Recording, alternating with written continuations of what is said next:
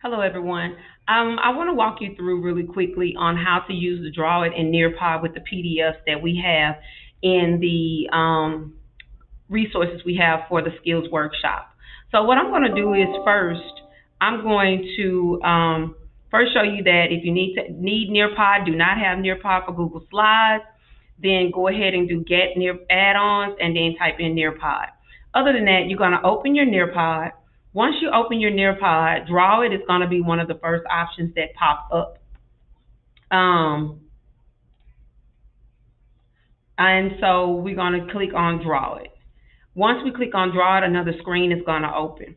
Now, this PDF that I have that I'm going to use for today, because if you notice that it allows me to do any pictures or PDF, this PDF that I'm going to use for today is 2 pages. Since it is 2 pages, I only want the second page because I only really want the student responses. So what I need to do is, first of all, make sure that I save this as a make sure that I save it as a what am I thinking? I make sure that I save it so that all I have is the second page. So what I do is I click Save. I change my printer to a Save as PDF. I change my pages to the page that I want to custom, and that's 2 pages. And then I click Save. Once I click Save, I put it into the file that I want to put it in.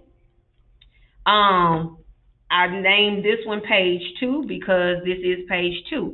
I go back to my Google Slide. Once I'm in my Google Slide, I do upload background image.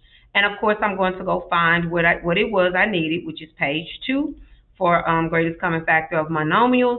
It's going to open it. Now, you can increase the size, but I wouldn't increase the size too much, just simply because once it publishes, it's going to increase this also significantly also. So you just kind of want to make sure that whatever you want is kind of centered. I increased it just a tad because, like I said, it's going to increase the size of this like significantly on all 4 sides once I publish this. So now that I've done that and kind of increased the size a little bit, I click Save. Once I click Save, it's going to automatically open. It's going to automatically save this file.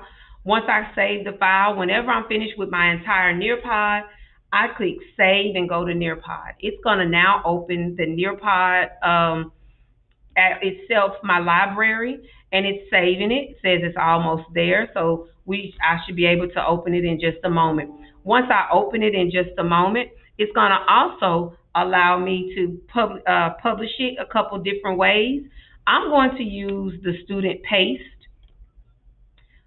just because that's something I do. I put it in there and let them kind of complete it as they need. It allows me to do a little differentiation of instruction, allow early finishers to go ahead and get started.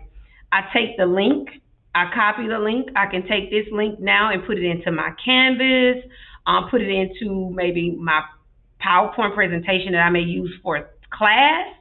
But nonetheless, I use the copied link. So just for the sake of time, I'm going to go ahead and use that copied link and show you what it looks like once the students take that link and open it. Again, you can take this link, put it in Canvas. I always have them to type in their name because I'm already logged into Nearpod. It automatically puts my name in there. Have them put their name in, they join the session. It takes you to the document for the session. Notice I didn't center it quite well, so my greatest common factor title is off, which is fine. That's okay. But of course, my students can see the instructions, and along with seeing the instructions, my students can also see the answers. So they have 2 choices for the answers.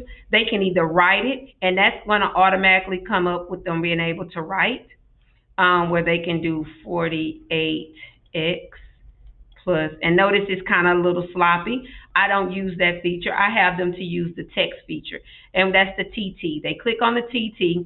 They're able to click here on the 4-way arrow, move it to wherever they need to go, and they're able to write in their answers. Let's just say this child only wanted to enter 2x.